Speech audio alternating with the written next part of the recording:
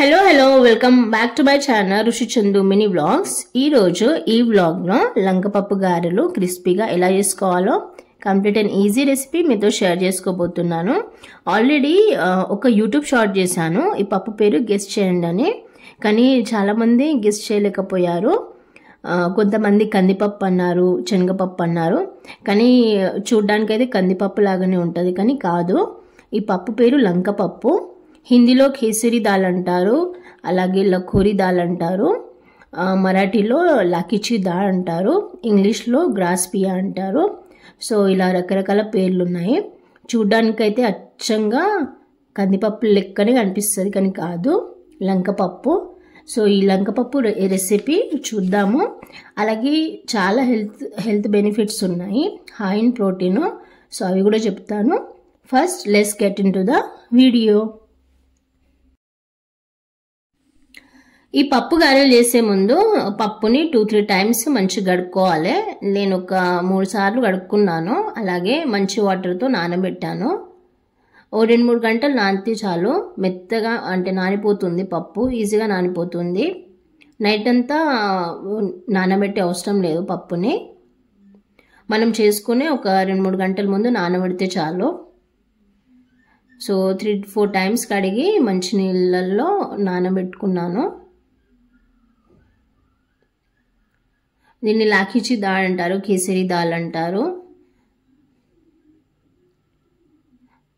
తెలుగులో లంకపప్పు. ఇలా వాటర్ పోసి నానబెట్టుకోవాలి ఓ 2 నుండి 3 గంటలు. సో ఇలా మెత్తగా నానితే చాలు. ఒకసారి చెక్ చేసుకోవాలి ఓ 2-3 గంటల తర్వాత. అలాగే కంప్లీట్గా నానిన తర్వాత స్ట్రెయిన్ చేసుకోవాలి. నేను ఈ బుట్టలో వేస్తున్నాను పప్పుని. సో కింద గిన్నె కూడా పెట్టాను, వాటర్ అంతా స్ట్రెయిన్ అయిపోతాయి. వాటర్ అంతా అంటే కంప్లీట్గా డ్రై అయిపోవాలి పైన. సో వాటర్ అంతా స్ట్రెయిన్ అయ్యాక కరివేపాకు ఇంకా జీలకర్ర వేసుకొని గ్రైండ్ చేసుకోవాలి. కొంచెం పప్పు తీసి పెడుతున్నాను. ఈ పప్పు గ్రైండ్ పట్టాక ఆ పప్పు వేస్తాను, తీసిన పప్పు, పక్కకు తీసిన పప్పు. ఎందుకంటే తినేటప్పుడు క్రిస్పీగా కాదు, మంచిగా క్రంచీగా టేస్ట్ వస్తుంది అన్నమాట. పిల్లలు కూడా ఇష్టంగా తింటారు. సో కరివేపాకు వేస్తున్నాను. అలాగే 1 టేబుల్ స్పూన్ జీలకర్ర. సో వేసి గ్రైండ్ చేసుకోవాలి. సో కరివేపాకు కూడా వేసుకోవాలి. ఇలా మెత్తగా రుబ్బుకోవాలి, మరీ బాగా మెత్తగా రుబ్బొద్దు, ఈ కన్సిస్టెన్సీ చాలు. అలాగే నేను పక్కకు తీసిన పప్పు వేస్తున్నాను. ఒక హాఫ్ బౌల్ అంతా తీసి పెట్టాను. సో అది ఇలా వేసుకుంటున్నాను. సో ఇవి వేసుకున్నాక ఒక 1/2 టేబుల్ స్పూన్ పసుపు, అలాగే 2 టేబుల్ స్పూన్ కారము. ఈ స్పూన్తోనే 2 టేబుల్ స్పూన్ కారం వేసాను. అలాగే సేమ్ స్పూన్తోనే ఉప్పు 1 స్పూన్. సో మంచిగా కలుపుకోవాలి. మంచి హెల్త్ బెనిఫిట్స్ ఉన్నాయి పప్పులో. ప్రోటీన్ అయితే ఉంటుంది కదా, లో in fat, high in fibre అన్నమాట. అలాగే ఈజీ టు డైజెస్ట్, అలాగే మంచి గుడ్ సోర్స్ ఆఫ్ ఐరన్ ఉన్నాయి. అలాగే హార్ట్ హెల్త్ని కూడా సపోర్ట్ చేస్తుంది.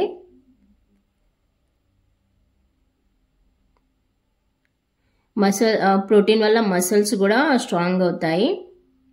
ఫైబర్ ఉండడం వల్ల డైజెషన్ కూడా ఈజీగా అవుతుంది. మేము ఈవినింగ్ స్నాక్స్ అన్నా లేదా సండే రోజు నాన్ వెజ్ తెచ్చుకున్నప్పుడు చేస్తాము. మా ఇంట్లో ఇష్టంగా తింటారు, మా బాబు కూడా తింటాడు. సో ఇక్కడ నేను ఒక తడి గుడ్డ అంటే ఒక కచ్చిప్ తీసుకున్నాను. కాటన్ది తీసుకోవాలి, పాలిస్టర్ కాదు. సో దీన్ని తడిపి దానిపైన నీళ్ళు చల్లి ఒక బాల్ సైజు ఈ గ్రైండ్ చేసిన పప్పు తీసుకొని ఇలా చేస్తున్నాను. మధ్యలో హోల్ చేయాలి. గారెల సైజ్ అంతా గారెలు చేసి మధ్యలో హోల్ చేయాలి.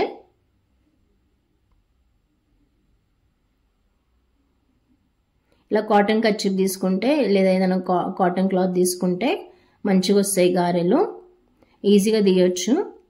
కానీ తడపాలి ఆ క్లాత్ని.